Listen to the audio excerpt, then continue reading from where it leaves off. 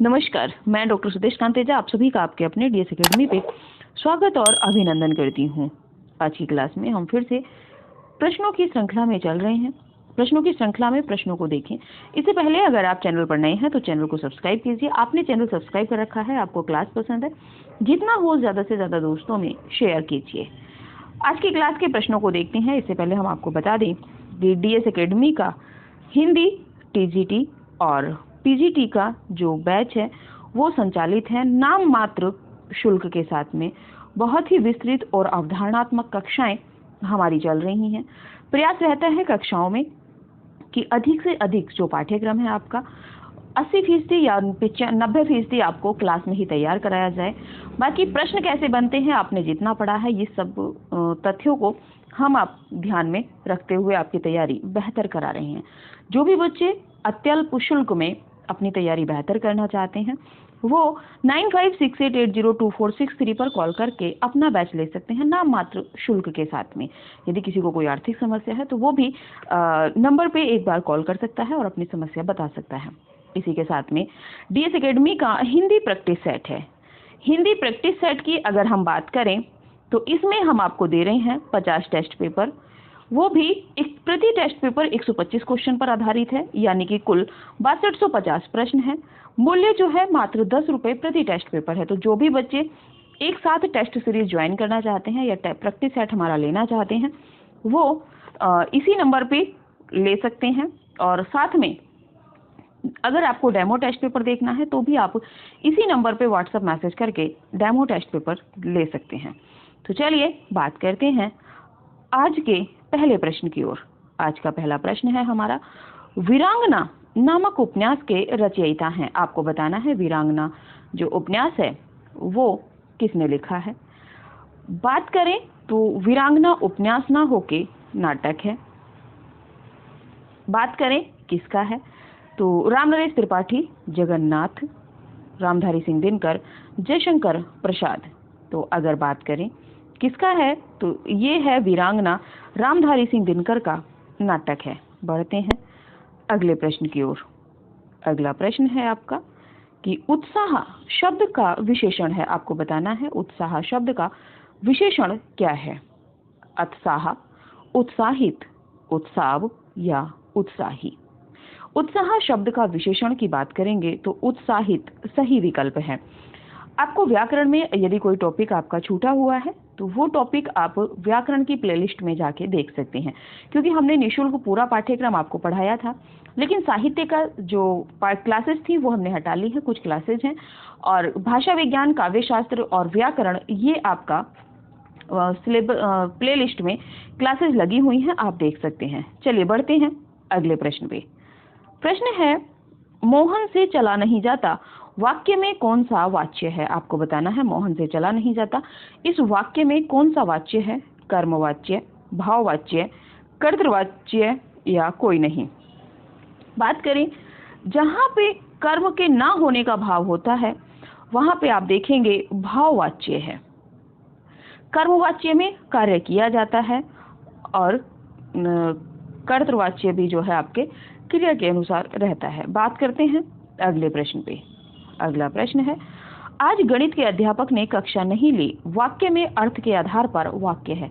आपको बताना है कि ये किस प्रकार का वाक्य है कि आज गणित के अध्यापक ने कक्षा नहीं ली। आज्ञावाचक वाक्य, निषेधवाचक वाक्य, प्रश्नवाचक वाक्य या इच्छावाचक वाक्य।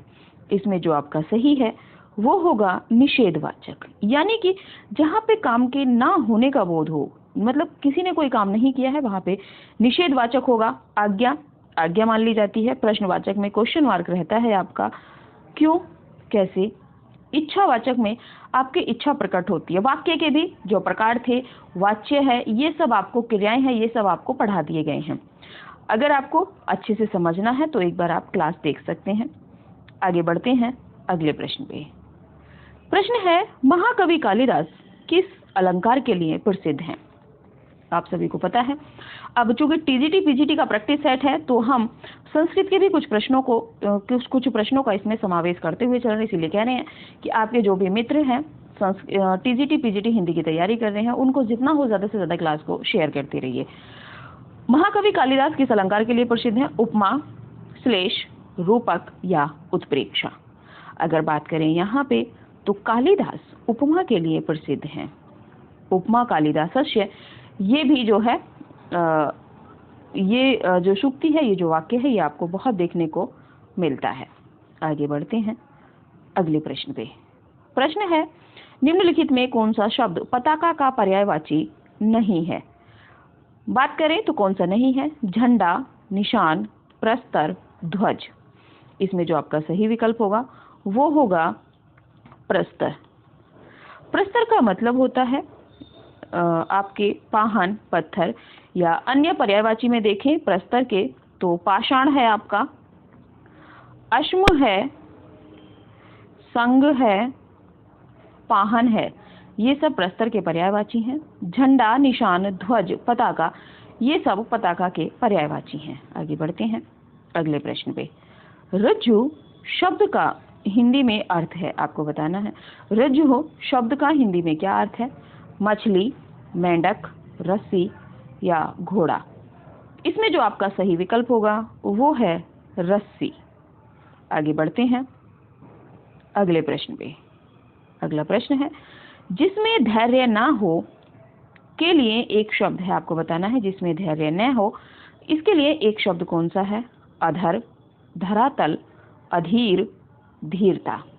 अगर बात करें तो जिसमें धैर्य ना हो इसके लिए जो एक शब्द होगा वो है अधीर, यानी कि जिसमें धीर ना हो, अधीर, बिना धीर का। आगे बढ़ते हैं अगले प्रश्न पे। प्रश्न है, मेवाती किस उपभाषा वर्ग की बोली है? मेवाती किस उपभाषा वर्ग की बोली है? पूर्वी हिंदी, राजस्थानी हिंदी, बिहारी हिंदी, पहाड़ी हिंदी। इसमें जो आपका सही विकल्प है वो है राजस्थानी। राजस्थानी में बात करें तो आपकी मेवाती है, मालवी है, मारवाड़ी है, जयपुरी है। पूर्वी हिंदी में अवधी, बघेली, छत्तीसगढ़ी है आपकी। बिहारी हिंदी में भोजपुरी है, मैथिली है, मगही है। पहाड़ी हिंदी में आपकी कुमाऊनी है, गढ़वाली है और नेपाली भी आती है। बढ़ते हैं अगले प्रश्न पे। अगला प्रश्न है, निम्नलिखित में से कर्मधारय समास का उदाहरण है। आपको बताना है इन उदाहरणों में कर्मधारय समास किसमें है? चक्रपाणी, चतुर्युग्म, नीलोत्पलम, माता पिता। चक्रपाणी की बात करें तो चक्र है पाणी हाथ में जिसने धारण कर रखा है, बहुव्रीहि समास।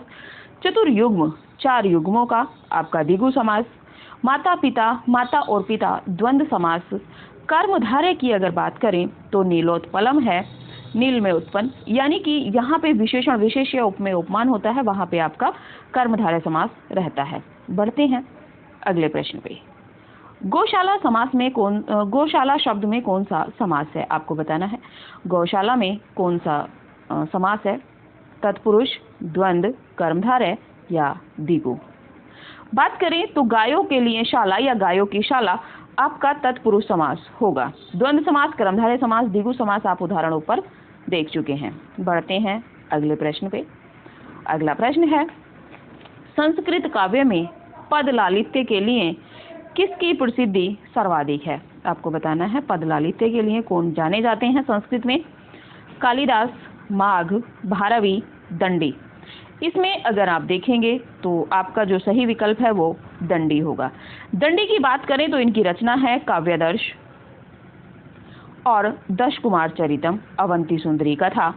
इसी के साथ में माघ की बात करें तो शिशुपाल वधम है, भारवी की बात करें तो किराता अर्जुनियम है, कालिदास जी की बात करें तो अभिज्ञान शाकुंतलम है, रघुवंशम है, मेघदूतम है, ऋतु संहारम है, विक्रम और वर्षियम है।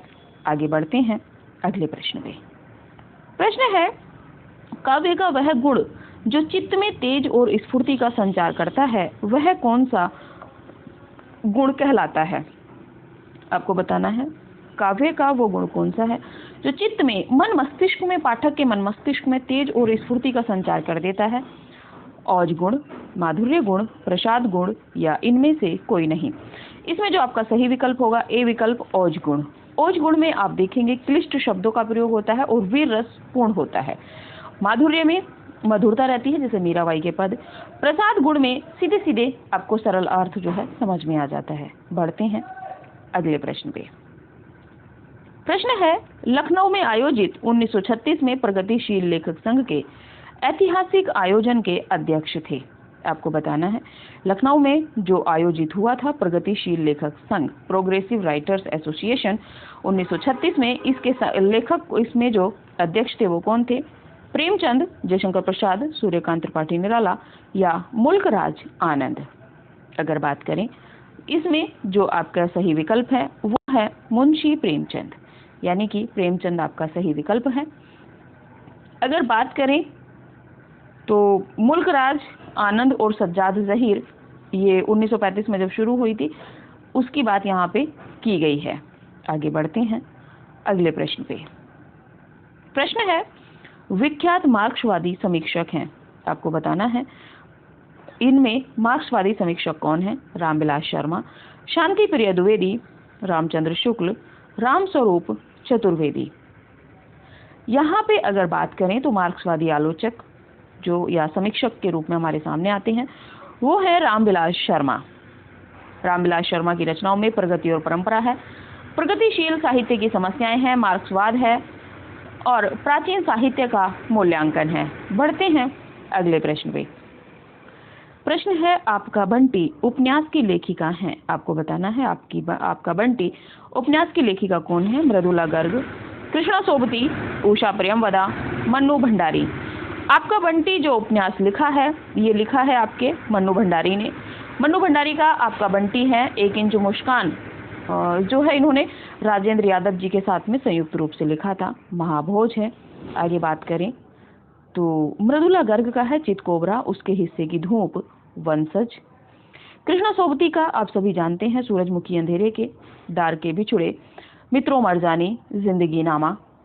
उषा प्रियमवदा की बात करें तो रुकोगी नहीं राधिका, 55 खंबे, लाल दीवारें। बढ़ते हैं अगले प्रश्न पे।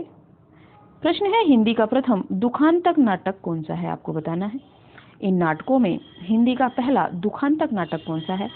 अंधेर नगरी, भारत दूरदशा, रणधीर प्रेम मोहिनी, कली कौतुक।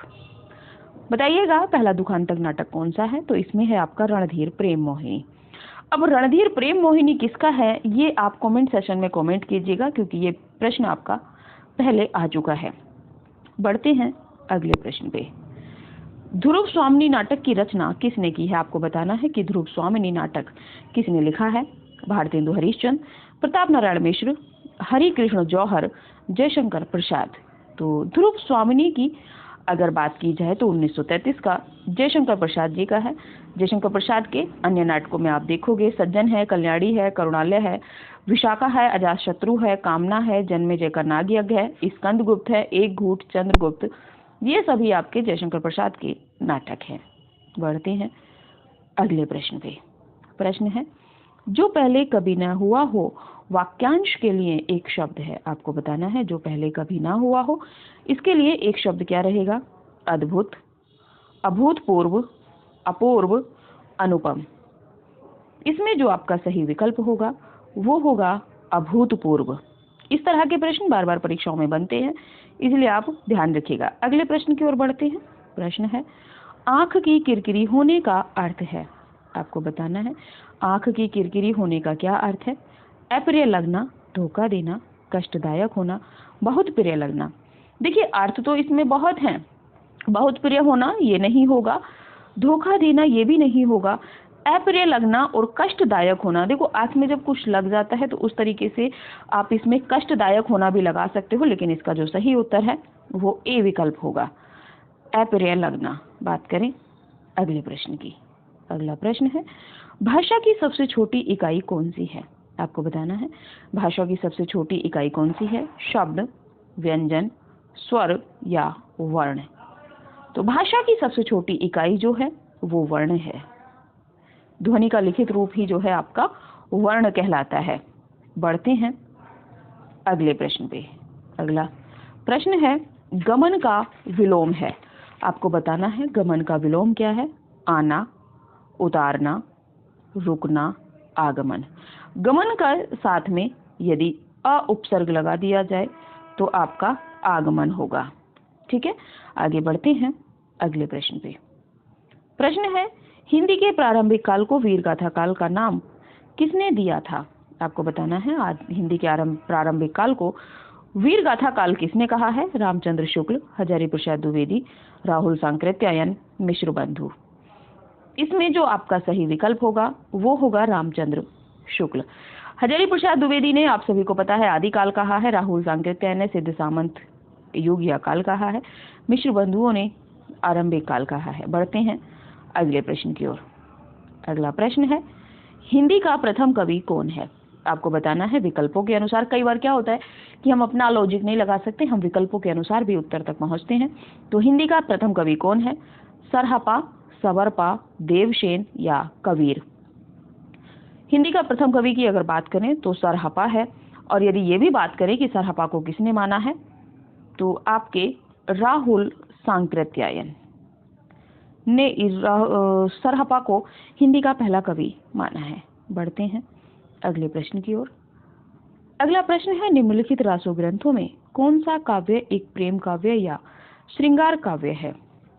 बताना है इनमें कौन सा ऐसा काव्य है जो प्रेम काव्य या श्रृंगार काव्य की श्रेणी में आता है। रासो ग्रंथ: बीसलदेव रासो, परमाल रासो, पृथ्वीराज रासो, जयमयंक, जस चंद्रिका। तो अगर इसमें बात करें, इसमें जो आपका सही विकल्प होगा वो है बीसलदेव रासो।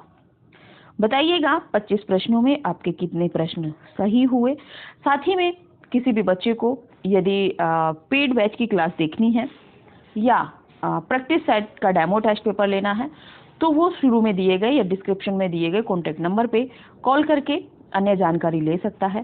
क्लास बहुत विस्तृत है, जितना आपको निःशुल्क में पढ़ाया था उससे दुगुना तिगुना चौगुना इस बार कक्षाओं में पढ़ाया जा रहा है। एक कक्षा को बहुत विस्तृत तरीके से सरल रूप में पढ़ाया जा रहा है। जितना पढ़ाया जा रहा है वहाँ से किस तरह से प्रश्न बनने की संभावना है, वो उन सब तथ्यों से आपको परिचित करवाया जा रहा है। तो अभी की जो क्लास है हमारी, वो हम यहीं तक रखते हैं। मिलेंगे अगली क्लास में अगले नए प्रश्नों के साथ में। आप सभी का धन्यवाद।